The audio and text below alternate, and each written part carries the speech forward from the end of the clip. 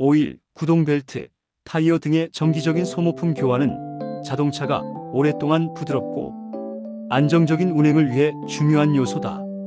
자동차를 아끼는 오너라면 소모품 교환 주기를 꼼꼼히 기록하는 장부 하나씩은 기록하고 있으며, 최근에는 손쉽게 관리를 도와주는 앱들도 출시되고 있다. 정기적인 관리도 차의 수명을 늘리는데 중요하겠지만 잊지 말아야 할 것이 평소의 운행 습관이다. 경력이 오래된 운전자들도 잘못된 습관으로 차의 수명을 단축시키는 경우를 종종 볼 수 있다. 자동차를 망가뜨리는 나쁜 습관 10가지를 알아보고 내 차를 아끼는 방법을 몸에 익히도록 하자. 두 손은 운전대에 두자. 기어를 적극적으로 바꿔줘야 할 만큼 도로 상황이나 교통 흐름이 나쁘지 않다면 변속 레버에 가급적 손을 올려놓지 말자. 수동 변속기 자동차의 경우 변속 레버에 손을 올려놓으면 변속기의 부싱과 싱크로나이저에 무게가 실려 불필요한 내부 마모를 유발한다. 더욱이 자동 변속기는 평소 운행할 때 위치를 바꿀 경우가 드물다. 안전한 운행을 위해서라도 되도록 두 손은 스티어링 휠에 두는 습관이 중요하다. 주차 브레이크는 꼭 필요할 때만, 신호대기, 정체 구간에서 일일이 주차 브레이크를 작동시키는 운전자를 어렵지 않게 볼 수 있다. 주차 브레이크는 이름 그대로 주차 시 발생할 수 있는 최악의 상황을 막기 위한 안전장치다. 주차 브레이크의 잦은 동작은 레버와 케이블의 유격을 만들어 정착 꼭 필요할 때 기능을 발휘하지 못할 수 있다. 불필요한 짐은 내려야. 돌아오는 휴일, 차에 있는 모든 짐을 내려보자. 예상외로 자주 사용하지 않는 물건도 많을 것이다. 뿐만 아니라 언제 차에 실렸는지 모를 법한 물건들도 발견된다.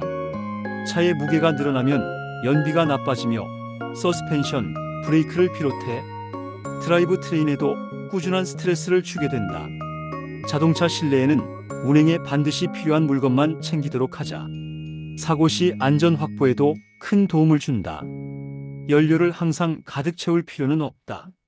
적당한 주유량에 대해서는 의견이 분분하다. 많이 채우면 무게 증가로 연비가 나빠진다. 너무 비우면 공기와 접촉해서 연료의 산화가 빠르다 등의 이야기다. 장기간 세워두는 차를 제외하면 연료 탱크 속 연료의 양은 수시로 변한다.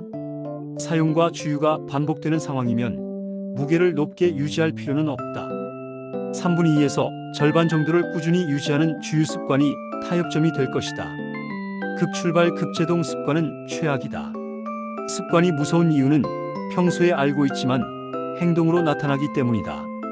급출발, 급제동이 차에 미치는 악영향은 수백 번도 들어봤을 법한 이야기. 이제는 몸에 익힐 차례다. 아무 생각 없이 차를 움직이지 말고 출발은 천천히, 여유 있게 멈추자라고 머릿속에 되새겨 해보자. 처음에는 쉽지 않다.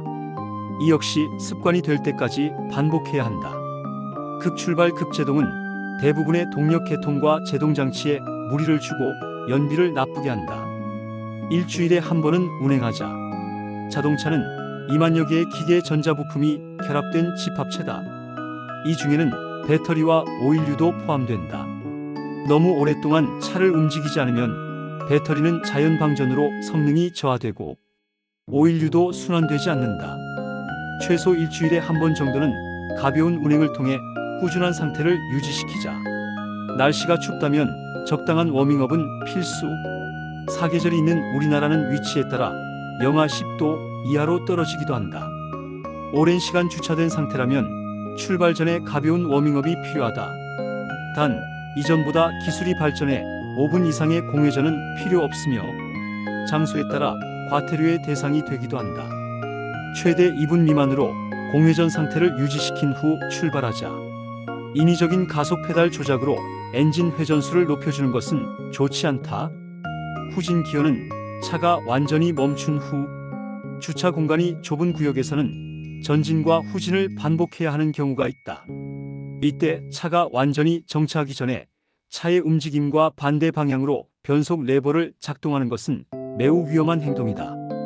이를 감안해 요즘 나오는 자동 변속기는 작동 자체가 되지 않는 게 대부분이다.